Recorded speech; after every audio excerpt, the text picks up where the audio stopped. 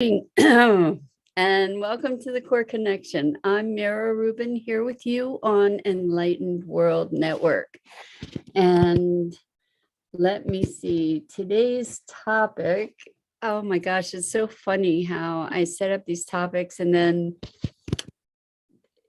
get so distracted. Sometimes I forget. So today's topic is emotional patterns. And I think when we recognize that we have these patterns and that they are habits, that gives us an opportunity to intervene with those habits and shift them and change them more readily than if we view our emotional states as something that happens to us and that is a beingness rather than a pattern or a habit. But I think it'll be an interesting conversation. So before we get started, let's take a minute or two to get present.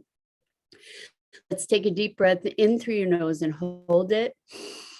And imagine clean, crisp oxygen flooding your lungs, flowing into your bloodstream, nourishing all your cells, all your organs, bringing vital life energy to your body and being. And as you exhale, exhale any tension, stress, negativity, fatigue. And now let's take another deep breath in through your nose and hold it. This time, imagine brilliant, bright light lighting you up from the inside out, illuminating, electrifying, energizing all your cells and your molecules and your electrons, and creating this brilliant beam of light that radiates out into the world. And as you exhale, exhale any remaining tension, stress, negativity, fatigue. And now let's just gently press our palms together and softly, softly, softly rub your fingers against your palms to feel the deliciousness of that sensation, and bring yourselves present right here, right now, to these magnificent physical forms that enable us to experience life. So welcome, welcome, welcome. Emotional habits. This is such a great. Good morning, Rosalind. So good to have you here with us this morning. Welcome, welcome, and welcome to everybody else who's joining us. I so appreciate your participation in these conversations. It's enriching not only for me, obviously, but for everybody else who gets to join us, whether it's live or later. Anyway, emotional habits. So often, when we reflect how we're feeling, we don't say, I'm feeling depressed, or I'm feeling sad, or I'm feeling angry. We say, I am angry, I am sad, I am happy even.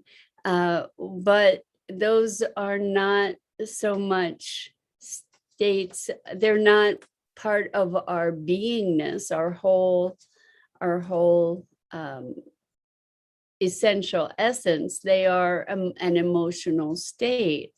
And the emotions that we experience, they're states of experience. And when we can recognize that these emotions are often patterned states, I think it gives us an opportunity to step back from that pattern and to potentially redirect it if we can do something called a pattern interrupt. So you know how when you start to get angry, it's like there's this momentum building, and then it gathers steam, and it's like a runaway locomotive. Sometimes those emotions can be, and it's not just with anger, but with all kinds of emotions. And so if we can recognize that those emotions, that we have emotional patterns, we kind of are trained into certain responses to situations and certain emotional responses. For years and years, my go-to emotional response was anger, and that's something that was prevalent throughout my whole family, that the first response was the anger. And so whenever there was a feeling of friction or frustration, it would go into intense anger. And it was a habit. And so we've been talking about habits. And this is really interesting because I was working with a client yesterday, and they recognized a particular response. And it wasn't just an emotional response. It was, a response of defensiveness or a response of victimhood. In that case, it was a response of victimhood, feeling at the effect of.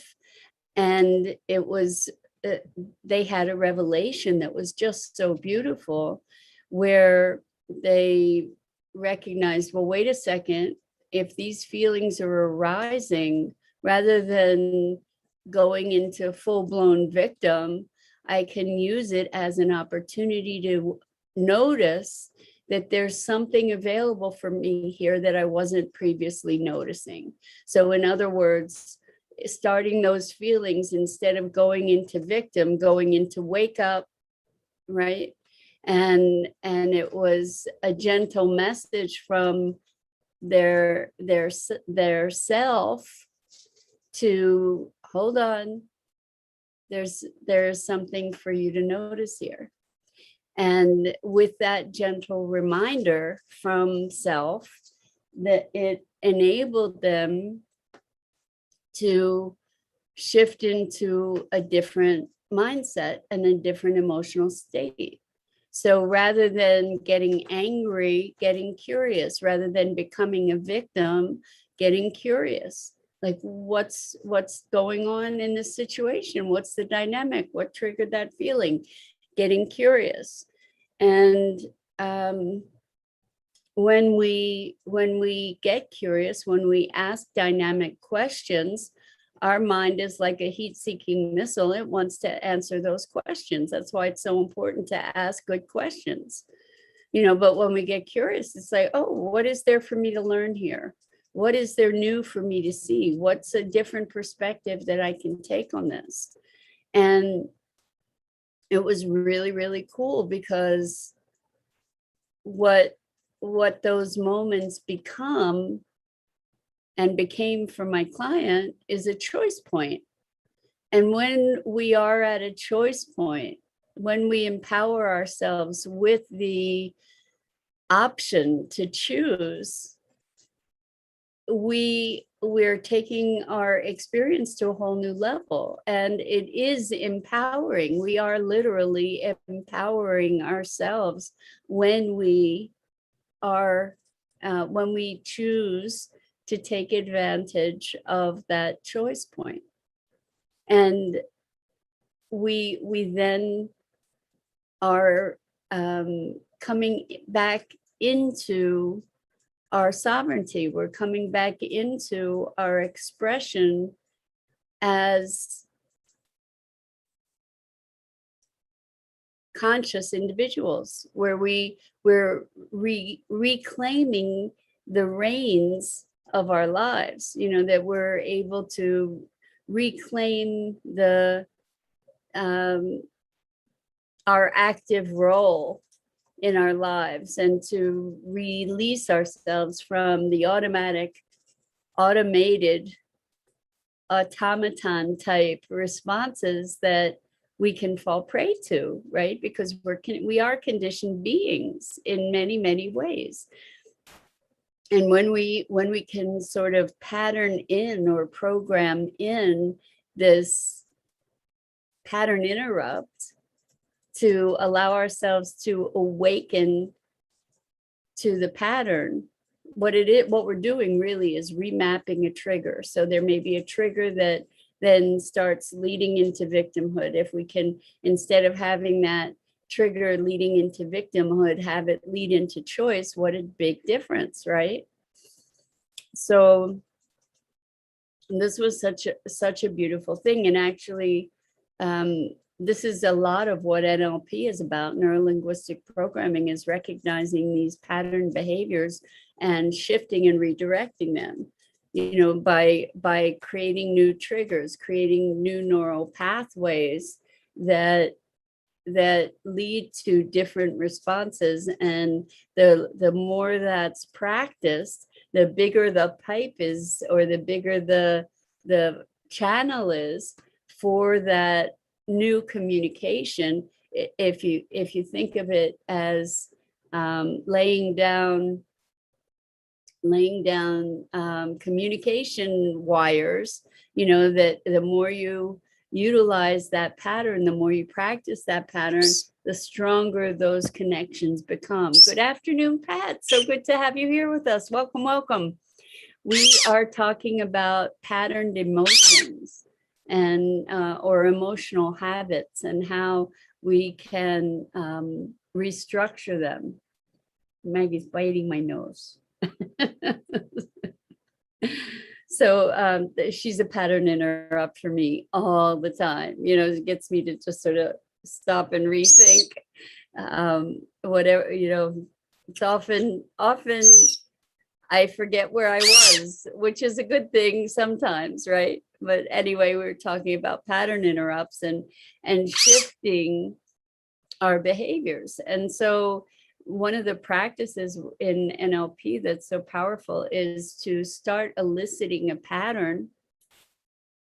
And just as that feeling, let's say we're wanting to recondition an emotional response. So just as that feeling is emerging, like as I'm getting to a point where I'm beginning to get angry, then we've already patterned in a trigger to say, okay, elevate, for instance. Like what I can do is I can create this awesome trigger or anchor, as we call it, to a positive or desired emotion. So let's say I want to shift sadness to curiosity or interest, or maybe even joy. Maybe we can even do that. What we can do first is anchor that feeling in. So like to think of something, we did this the other day with the hands and putting the different energies in the different hands and then bringing the hands together. It's called collapsing an anchor, but what we're doing here is creating an anchor. And Rosalind says, interrupting the pattern required awareness to the habit. Exactly. I was projecting that my coworkers weren't contributing to making progress on projects. I had to separate their performance and the person for who they are. It's helped me to have less frustration at work. That's brilliant, Rosalind. Yes, and you're 100% correct in saying that we have to be aware in order to recognize the pattern, in order to be able to put things in place to interrupt it. So, and the awareness that you were having this projection around your coworkers, when you had the awareness is the first step to being able to shift the pattern.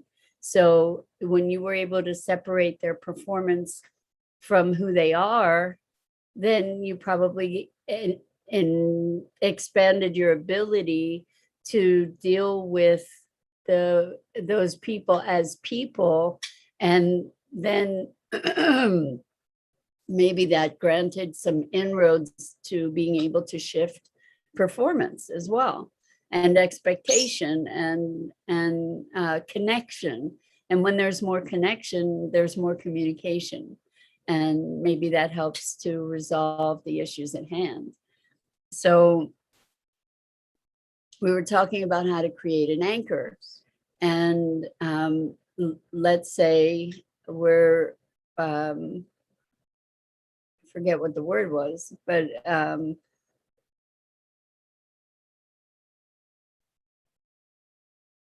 don't know, we can create any word as an anchor, but maybe it's curious or enliven or any word. But what we do is we find the feelings that we want, desire feeling, and we presence those, we embody those feelings in our bodies. Good morning, Bernadette. We're talking about patterned emotions and how to shift those patterns. So you can generate the experience of a desired feeling by remembering times when you felt that way and making it bigger. And if there's a visual for it, you can add a color, you can brighten the colors, you can make it closer. Sometimes that makes it feel even bigger and even better. And as those feelings are arising, then we say our word, like enjoy or enliven, and practice that, so that when eventually what happens is that when we say enliven or enjoy, it stimulates that emotional state. So we start by using the emotional state and connecting it with the word until we get to a place where just the word itself brings forward those emotions. And then what we do is we find ourselves into the undesired state. And just as that train is starting to pull out of the station, then we use our desired anchor to trigger the desired emotion, and we pattern that. So you pattern from the victim to freedom, for instance, and you pattern it as you first strengthen freedom, and then you start feeling victim. You don't let yourself get deep into it. You just start feeling victim, and then freedom, and then start feeling victim, and then freedom, and then start feeling victim, and then freedom. And what happens is that it starts becoming automatic, because really we prefer to feel something positive than negative if we just have the pathway to do it. So then anytime victim starts coming up, your body and being just says freedom or choice or whatever it is that's the desired state. So Pat says, I get angry with my husband when I get home from work, as he has been toxic during the day. I'm so grateful to you. I'm now going to use the word calm. Beautiful. Okay, beautiful. I love that. So the thing you want to do, Pat, is practice calm. Like you want to anchor calm and feel that calm, and then bring that word in. And if you want to bring that word in as an anchor for that, you can even visualize that word, and you can give it the perfect colors or sparkles, or like these beautiful starlight or rainbow, or whatever it is that makes you feel even more calm as you're getting into that space. And you can even, again, we talked about physical anchors. You could, for instance, tap your knee or hold your hands together in a certain way that embodies or supports the embodiment of that experience of calm. And as you just want to make the calm experience stronger, way stronger than the anger experience. And so you pattern from that anger to calm, sit in the calm, and then a little tiny bit of anger as anger is starting to rise, calm. And it's a really, really powerful technique. So I'd love to hear how it works for you. Bernadette says, I try to set an emotional boundary, which helps me to speak from the heart and not from the emotional wounds that may arise via any conversation. That's the practice, Bernadette, right? That's a biggie. And of course, healing the emotional wounds, but good for you to be finding that place that is not attached to the identity of those emotional wounds, to recognize that those emotional wounds are not who we are. They may be wounds that we carry, but wounds can heal. And that's a wonderful thing. If we allow ourselves not to identify with those wounds, like when we allow ourselves to release the wounds of our past. We often use the wounds of our past to brutalize ourselves and others, through victimization of ourselves and blame of others. And it's not that those patterns aren't valid.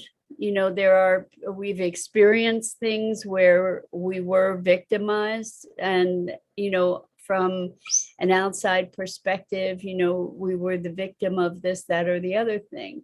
However, to have been the victim of something does not mean that you have to be a victim in your beingness. It becomes something that happened.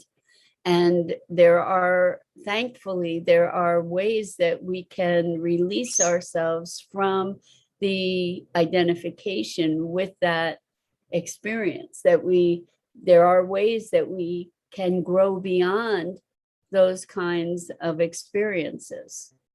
And part of it is how we identify ourselves. I'm not saying in any way to deny our experience, because our experiences have very deep and multi-leveled impact. And we can get to a place of healing and wholeness where we're not defined by that experience. So we're that and so much more. And Bernadette says, to me, wounds need to be absolutely healed. But let me just say that with better emphasis. To me, wounds need to be absolutely healed. But sometimes via a conversation may trigger how I speak to the person who is triggering that specific emotion. So I agree that wounds need to be healed, because if we don't heal them, they fester. And it's interesting, because in the work I do, I work with people of all ages, but I've seen issues arise that people have been holding for more than 50 years. Thinking that they were healed even, like, I've done so much work on this, how come it's still here? So good morning, Lisa. Welcome to have you. It's great to have you back, and to be seeing you more often here. So we're talking about emotional habits, or habits of emotion. And so to get back to what Bernadette was saying, sometimes via a conversation, it may trigger how I speak to a person who is triggering that specific emotion. So here's the thing, we all have buttons that get pushed, right? We all have things that make our teeth grind, right? And the thing is that we are all, to varying degrees, we are all minefields of these triggers, right? And heaven help anybody that walks barefoot through that minefield, right? They're going to trigger all these things and all these reactions, and it's crazy time, like, we don't know what each other's buttons are. And so where I come from is, yes, if you're in partnership with someone, you have a responsibility to be supporting them in healing their triggers, and not triggering their triggers deliberately. But it's not a fair expectation to expect another person to be dancing around all these triggers that might be there, right? Like contorting themselves to not be pressing those buttons. It's pretty, ultimately, our buttons are our responsibility, and that's where freedom is. If we're dependent upon if our well-being is dependent upon the psychic ability of others to determine where our buttons are and to avoid them, we're in for a pretty rocky ride, because people don't have that capability, nor should other people be spending their lives trying to navigate around our own our own buttons, and when you're in a partnership or in a relationship, um, recognizing those things, maybe we can support each other in moving through them. Bernadette says, therefore, when I'm aware of the triggers, and it may not necessarily be what the receiver is speaking. So for me, boundaries are so important. So what I'm understanding from what you're saying, Bernadette, I think is that you're setting internal boundaries to kind of insulate those buttons so that you're not making this about others, but you're being aware, you're trying to relate to the other as a person, despite whatever those triggers are. And if you're able to do that, that's awesome. And it's all part of the path of healing too, right? And when I get triggered, I look at what is going on for me that I'm reacting that intensely to this. What's up with that? So again, instead of killing the messenger, we get to look at, hey, what's going on over here that's so disruptive. Bernadette says, speaking our truths to our partner as to what the triggers are is about communication. Exactly. And there is a dance to do between their responsibility to not trigger and our responsibility to clear those triggers. It's like a dual path. Bernadette says, but it's also important to find out what theirs are also. 100%. So thank you again for another awesome conversation. I so appreciate you and your engagement and your authenticity and your willingness to be visible. You light up my days. And I'm Mira Rubin. This is the Core Connection. And I go live each weekday morning here on Enlightened World Network's Facebook page at 9 a.m. Eastern. And please check out the other awesome programming on Enlightened World Network, EWN One with the Earth. Here's Maggie Bernadette. She's here. She's been chewing on me, just not in view of camera. So thank you for requesting her presence. See, she's so you got a dose of Maggie, and so much love to all of you. And I look forward to seeing you again here really